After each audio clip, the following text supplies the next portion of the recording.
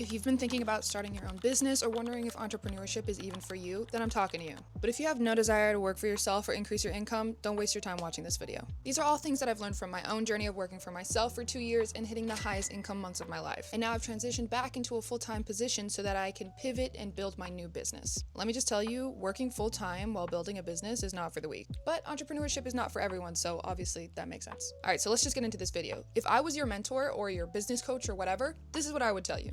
1. Clarity comes from movement, not thinking. So if you decide to start a new business or jump into entrepreneurship and you're still in the planning phases months later, it's fear, not strategy. That's what's keeping you stuck. You don't need to have 100% confidence first. You build a business by kind of taking messy action at first. Things are not going to be perfect from the jump, and if that's what you're waiting for, you'll never get started.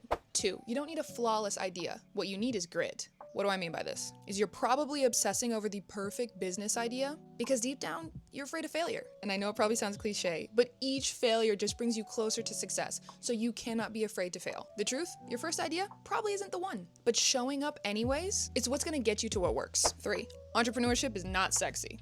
It's discipline. No one talks about how lonely and boring parts of this can be. Everyone sees the highlight reel, but to be completely transparent, I see friends maybe once, twice a month. And family like once or twice a month. But I'm not going out, and I don't really like going out anyways. But if that's your thing, it's probably gonna be one of the things you're gonna have to sacrifice. And there's a lot more sacrifices that'll probably come along the way. But if you have a vision, you'll know it's worth it. If you're only in it for freedom, but you're not willing to sacrifice short term, you'll end up tapping out. 4.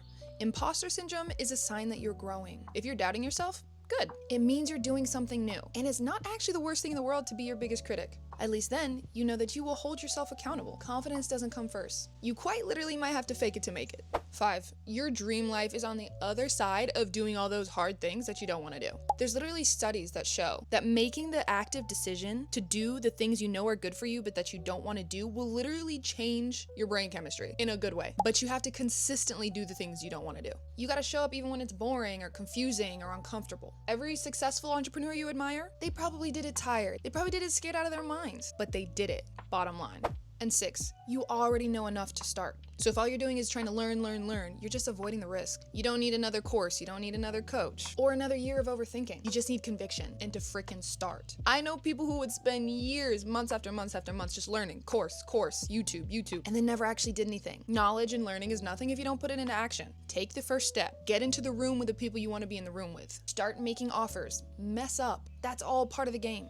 So if you're feeling doubtful right now about entrepreneurship, starting a new business, I get it. But I'd rather see you fail 10 times trying to build something that matters to you than succeed at staying small and in your safe little comfort zone. This is your sign to be brave enough to just start and relentless enough to stay in it. And I'd say it gets easier, but I've been on this entrepreneurship journey for a couple years now, and some things do get easier. But then of course, new challenges arise. And honestly, that's what I love about it, the challenge. If you're not challenging yourself, you're probably not growing. Anyways, thanks for listening to me ramble on. I hope something in this video is going to help you get out of your head and just start taking action. And maybe now you can hold off a little bit on paying another $5K for a business coach. Not saying that mentorship isn't important. Me personally, I have a mentor, but I actually wanted to get a mentor who isn't a mentor or a coach for a living, if that makes sense. Anyways, that's another side topic. We can get into mentorship in another video. Let me know in the comments below if that's something you want to learn about. If you want to learn with me on this entrepreneurship journey of trying to figure out how to build my dream life in my 20s, and if you want to learn about what I actually do to make money, then stick around. Or don't.